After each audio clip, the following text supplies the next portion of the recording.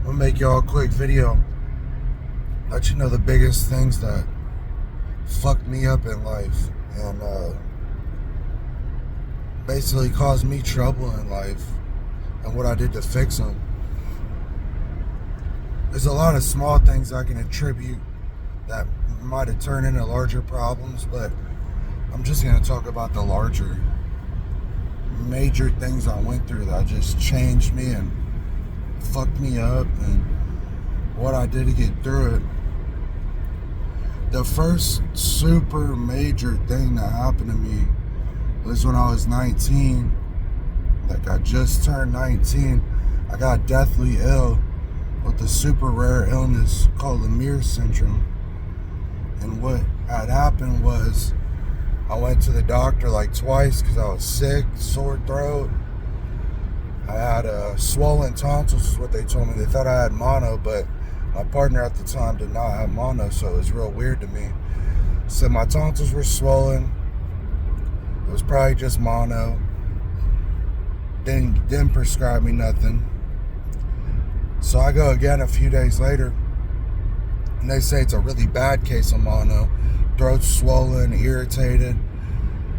What ended up happening that third time I went, in between the second and third time, this bacteria naturally found in your mouth called Fusobacterium, it went through my tonsils and clotted in my jugular vein, and I became septic. So that's just the bacteria that's going through my whole body and through all my organs. Ended up in the hospital, was deathly sick, ended up getting put in like a medical coma for 9 or 10 days.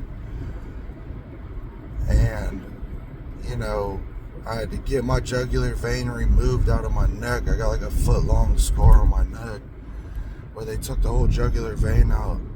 Then I also had to get a lobe out of my right lung taken out.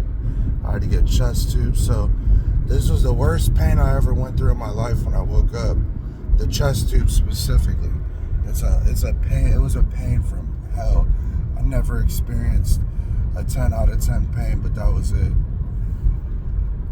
The part that really fucked me up about this whole situation wasn't necessarily even just the pain or just I had a contract to go to the military, so it ended up not allowing me to go in the military and changing my whole path in life. The hardest part was when I woke up from the anesthesia.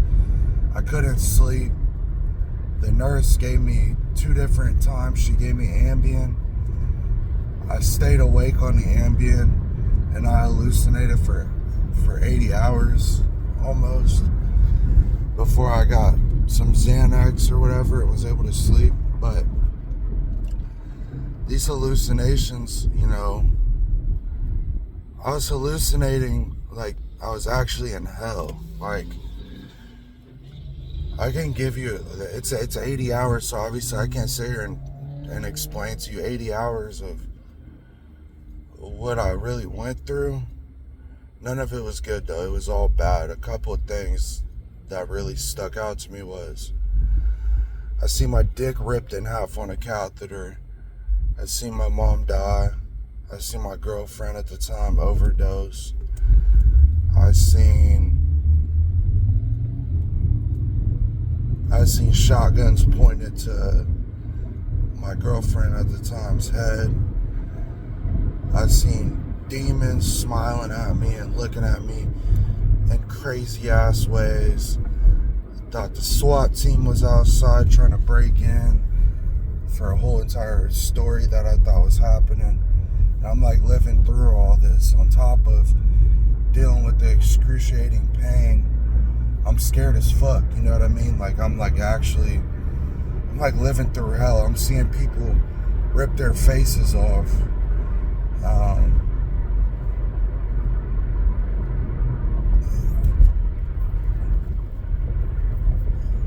What I went through was so bad. And I think from the outside looking in, a lot of people would rationalize and, without realizing it, downplay. And trust me, I'd love to do the same thing.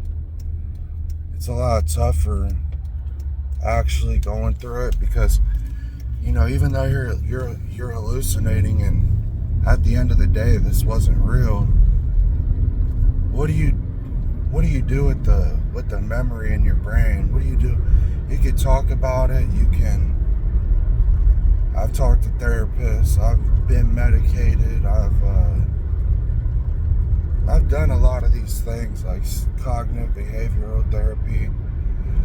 I've done a lot of these things, and the thing that never goes away is that when you experience some super traumatic event, because it's a hallucination, but as it's happening, you're living it. You're feeling the emotion. You feel the scared, the anger, you're up against the corner. Like, this is what you're living through at that time. I lived through this for 80 hours. And I thought I had been poisoned. That's why I was there. That was a horrible point and part of my life, and I spent many years after that addicted to drugs, opiates specifically, and that was something that helped me cope, because it's just so traumatic. I've been through real life things that are really traumatic too, but that's something that scarred my brain. I was never the same. It was like I literally lived in hell for 80 hours and I was helpless. So that was a major thing that completely changed me. What I did to get through it was I did all the wrong things. I got addicted to drugs. I was with a person I shouldn't have been with. I was coping with it through anger and resentment and a lot of post-trauma things. And I didn't know this at the time. I didn't know why am I treating people bad? Well, this is a side effect of the drug you're taking. Why are you taking the drug? Because you're escaping this trauma. I'll be honest with you, I've gotten through it and it's been compartmentalized very well. And it's not something that I'm just gonna ever go out and just tell people. But if I were to talk about, oh, why you got that scar on your neck, and I tell them, and it happens, and I happen to be like, yeah, it was crazy, I hallucinated for 80 hours or something like that. But it's not, that's why I have a hard time believing in therapy and stuff, because I've been able to come over it with time. Been able to overcome this with time and actually treating it incorrectly, and for years in the beginning. But time, treating it incorrectly, praying, talking to people, I think it all played a factor for me to be able to compartmentalize this and get over it. But I don't really have this whole super belief in therapy, because you can't get rid of memories. Trauma sometimes forces you to forget, because it's so bad, and your brain's trauma responses to try to automatically forget what's happened and try to forget these memories, which is actually a helpful mechanism. But it's just time and doing things the wrong way, praying, therapy, it all played a factor into me getting over this. One of the next biggest things that really happened to me was actually a spiral off of this, which was this massive drug problem I encountered, and towards the tail end of it, having a child, and so I basically had from 19 until 25. So let's say from 19 years old, right when I turned 19, until 25 years old, I had 6 years that I went through both of these things. And these are the two. Obviously there is tons of things I can talk about things that were traumatic or things that, were good and bad that all shaped it to be how it is. But the drug problem and having a child, the way that basically when I went through this, it was, if I compared myself to like the worst like junkies I knew, it's like, how bad am I on that scale? Well, I'll put it to you this way. Christmas morning I was getting dope. Christmas morning I was dope sick. Miss Thanksgiving. And I'm saying I'm missing these major days. Well, what about all the other days? Completely fucked off my family. Completely fucked myself off. Like, I wasn't necessarily like homeless on the street and overdosing every other day. So it's like, at what level was I really at? But when you compare this to anybody normal, it's a 10 out of 10. I was completely fucked off. I have overdosed. I've done dope every day in a row for I don't know how long. I've been dope sick and tried to quit dope for I don't know how many times.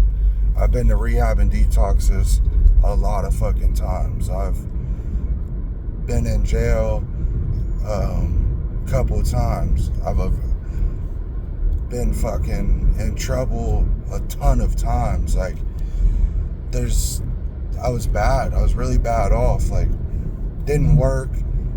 Was blessed enough to even own a car, and whether I paid insurance on it all the time or not, or even had insurance on my phone or not, or the service on my phone, but the way I got over all that was I faced these things head on. Like, I've ran away from the trauma and the way my whole body changed and my voice changed after the surgery.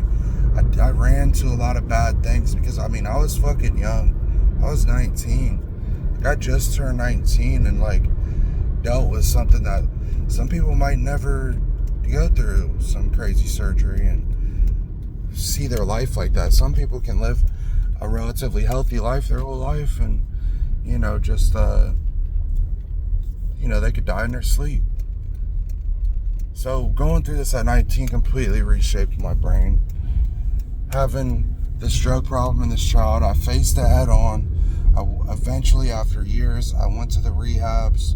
I started to try to get help. Getting locked up was a real mind opener for me, where it's like, I don't want to keep doing this. Like, I had tried to already quit so many times, but getting locked up was just like a cherry on top. Like, dude, I really got to quit this. Not even just for me, for my daughter, and be a father. And, my family's supportive of me doing the right things. They're not like okay with me doing dope and stuff. Once I faced these things head on, it took years of work. It took years of rehabs. It took years of soul searching, and it took years of being alone. Like, actually being alone. Like, from my baby mom that I met at 19 years old until my wife now, those are only 2 women I've dated in between this whole time. There's a lot of years in between there of me just being by myself.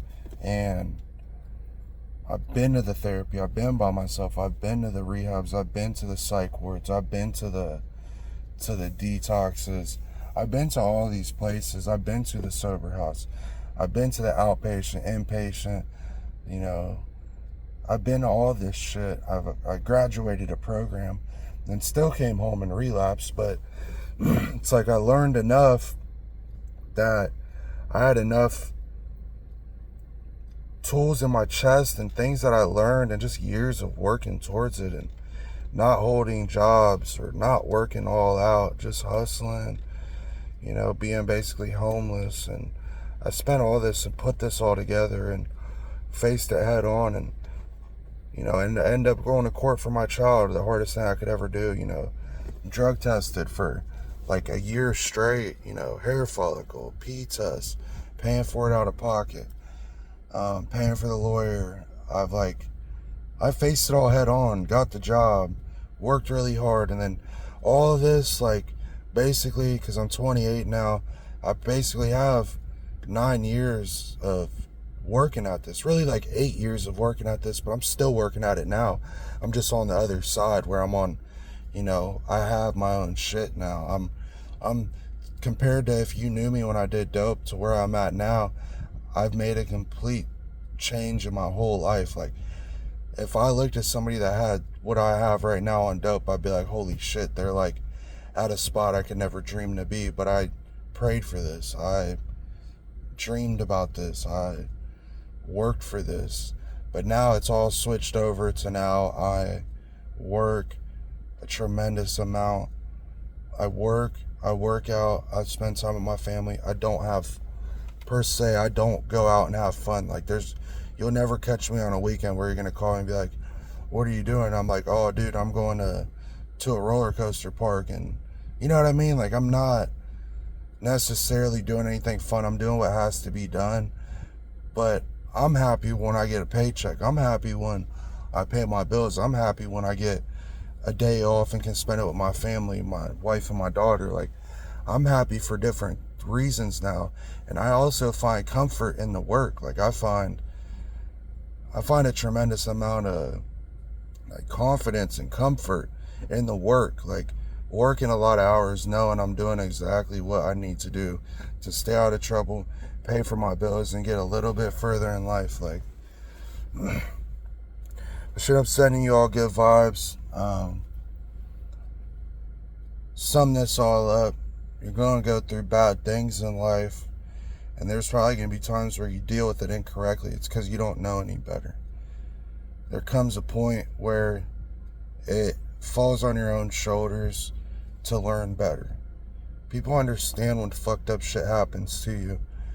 They don't like when you treat them incorrectly, but there normally is a certain level of understanding from people that are competent where they know, oh, they're going through something they're dealing with it incorrectly and it's causing them to be like this.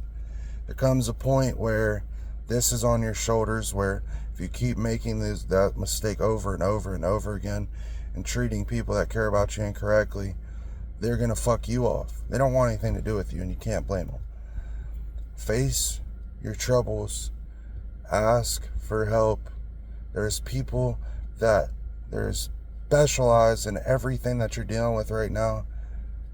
You just need to seek these people, and you have to work really, really hard on yourself. And you have to spend time and be alone. You have to isolate. Because when you fuck up your life, or your life gets fucked up, you have to relearn how to deal with yourself. Codependency was a big problem of mine, and I actually didn't know what it was for years. And then I learned what interdependency. Now I am very interdependent. Even in the relationship I'm in, my wife and I, we're both interdependent. We're not codependent upon each other. It's a very healthy relationship. But peace and love, you guys. Face your shit head on. Work towards your goals. Work out. Spend time with the people that fucking matter. And spend time with yourself. Fix yourself. Change yourself. Peace.